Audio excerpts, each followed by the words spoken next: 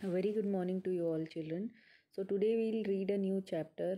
The name of the chapter is The Missile Man of India, and this chapter is was the biography of Dr. APJ Abdul Kalam.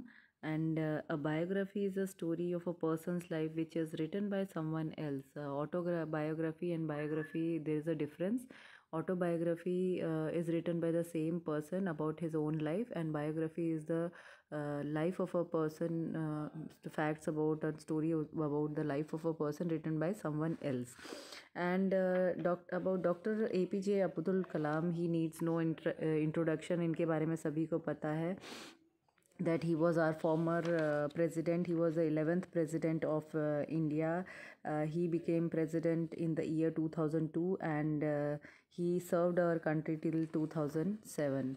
And now about the story, about the chapter. Before reading the chapter, we can just have this in our information that who was the first president of India. Dr. Rajendra Prasad was the first president of India, and our former president Dr. APJ Abdul Kalam was such a great scientist. He has so many achievements, and now he is no more, but we'll be always proud of him, and India is indebted to him for his achievements. और उन्होंने India को बहुत ही proud moment दिलाया था, because he was being a scientist, being a president, and being a scientist he had led many like operations. He has been the part of many missions. So we'll further read this in the chapter.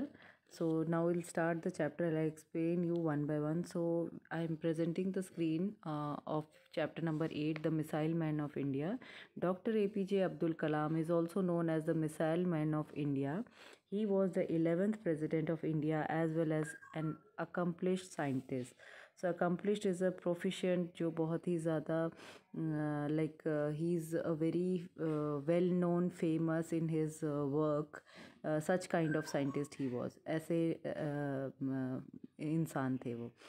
So the full name of Dr. APJ Abdul Kalam was Abdul Pakir Jainuluddin Abdul Kalam. He was born on 15th October 1931 at Rameswaram, Tamil Nadu. Rameswaram, Tamil Nadu में he was born.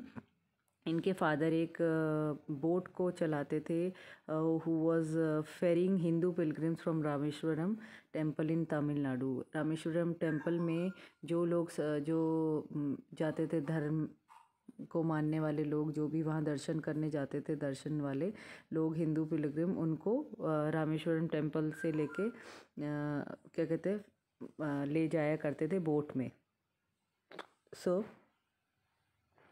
He his father was a boat owner who ferried मतलब होता है ले जाना एक place से दूसरी place में. जब बोट में ले जाते हैं तो उसको बोलते हैं ferrying. So who ferried Hindu pilgrims मैं वही बता रही हूँ, people going to holy places, जो धर्म के दर्शन के लिए जाते हैं.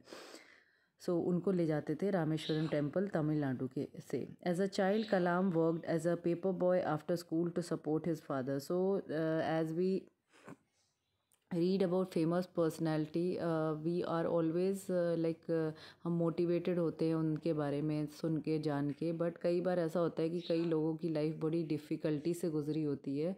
उनका चाइल्डहुड इतना सिंपल नहीं होता है, फिर भी वो स्ट्रगल करके जो भी मोटिव होता है, जो अपना गोल है, वो अचीव करते हैं.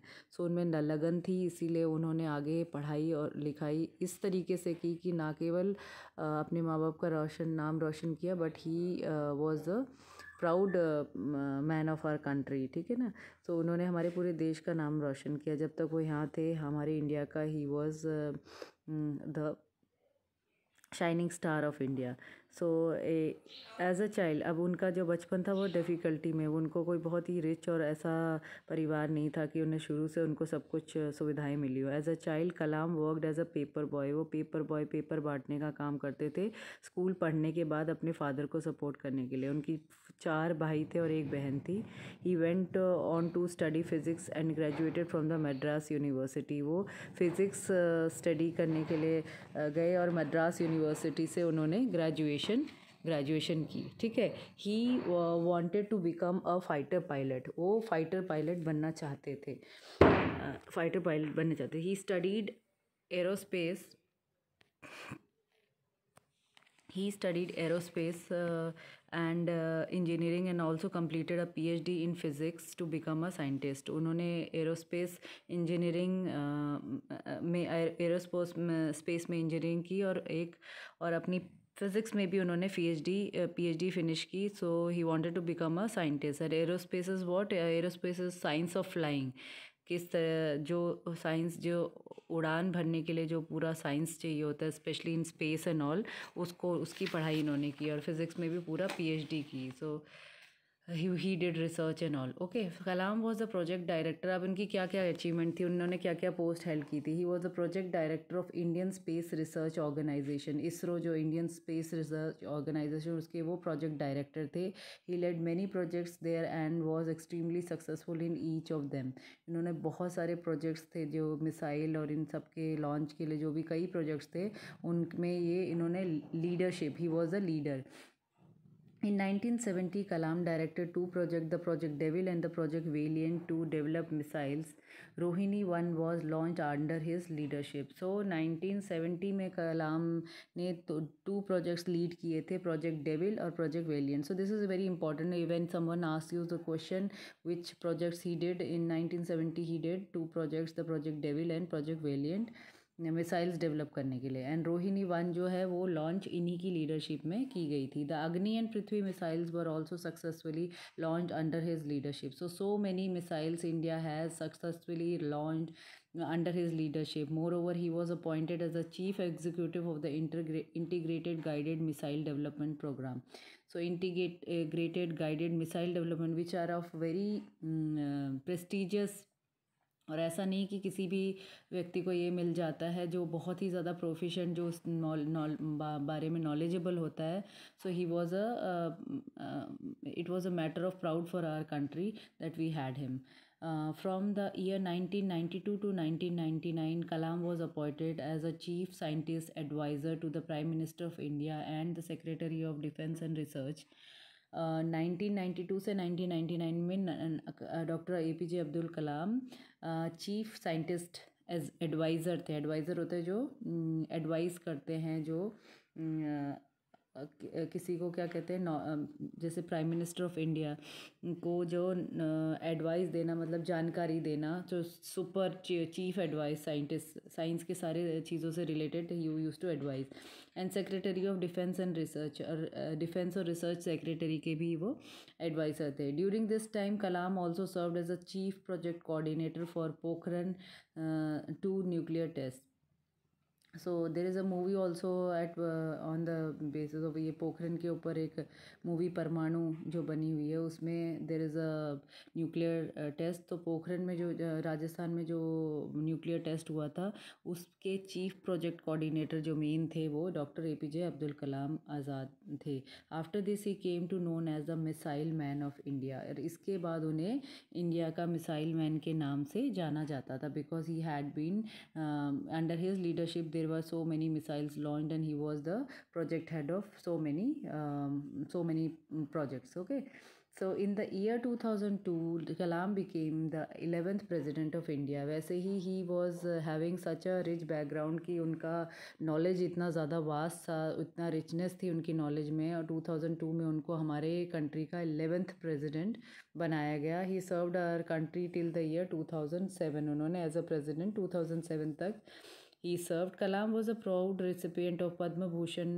So जो इंडिया के हाईएस्ट जो सिविल अवार्ड्स हैं उसमें पद्म भूषण उनको उन्होंने प्राप्त किया था, the Padma Vibhushan and the Bharat Ratna awards from the Indian government in 1981, 1990 and 1997 respectively.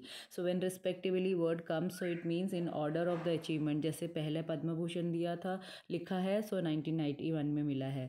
Padma Vibhushan लिखा है, सो 1990 में मिला है। एंड लास्ट में भारत रत्न मिला है, सो 1997 में। So children, you have to learn this carefully, and you have to understand that when and which awards, achievement awards he got.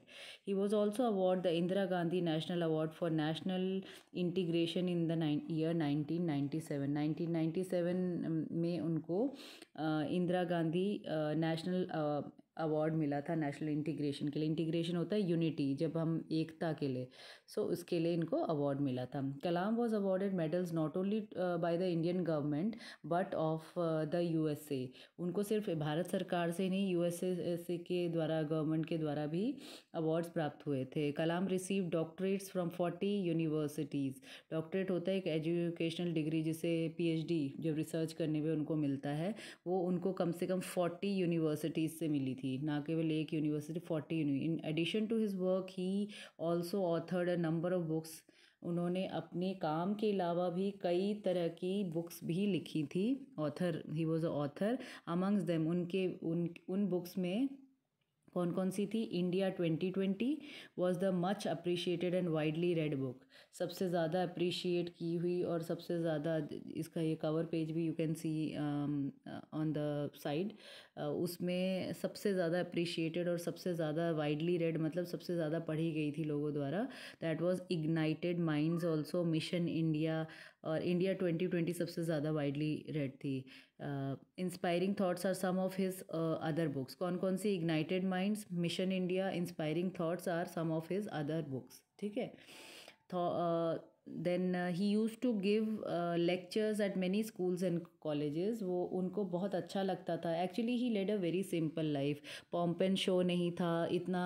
चाहते तो उनको कितने लोग अपने पास बुला के, they use to offer him so much of money and all, because every country had been eyeing on his achievements and all. But उनको कोई भी अपनी कंट्री के लिए वो normal, when he was no more also, he never had so much of property and bank balance. उन्होंने पहले ही जब ही डाइड, तो उन्होंने अपनी जो भी था वेल्थ एंड ऑल, वो एनजीओज और उनको दे दिया. उन्होंने अपने पास ना कोई पैसा रखा था, ना कुछ रखा था. उन्होंने देश के लिए ही काम किया हमेशा. सो वो कई, उनको बहुत अच्छा लगता था स्कूल्स और कॉलेजेस में लेक्चर देना.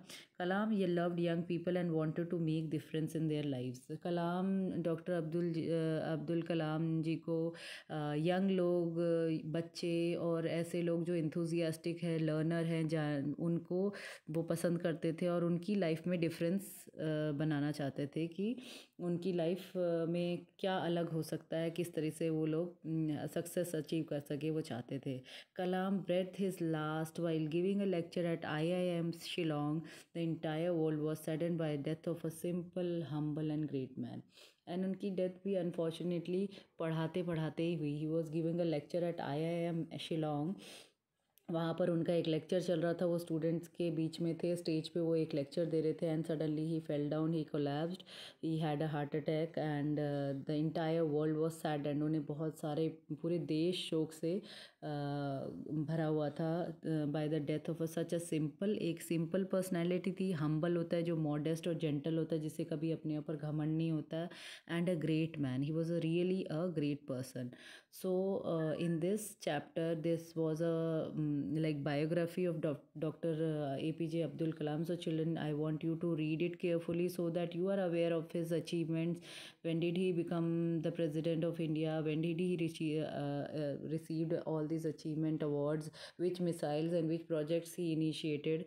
This all you have to read carefully. And once again, I want you to read the chapter. So tomorrow we will be discussing the comprehension after you once again read the chapter, and I want you to write down these new words with their meanings in your classwork notebook. So tomorrow we'll discuss the comprehension. Thank you and have a nice day.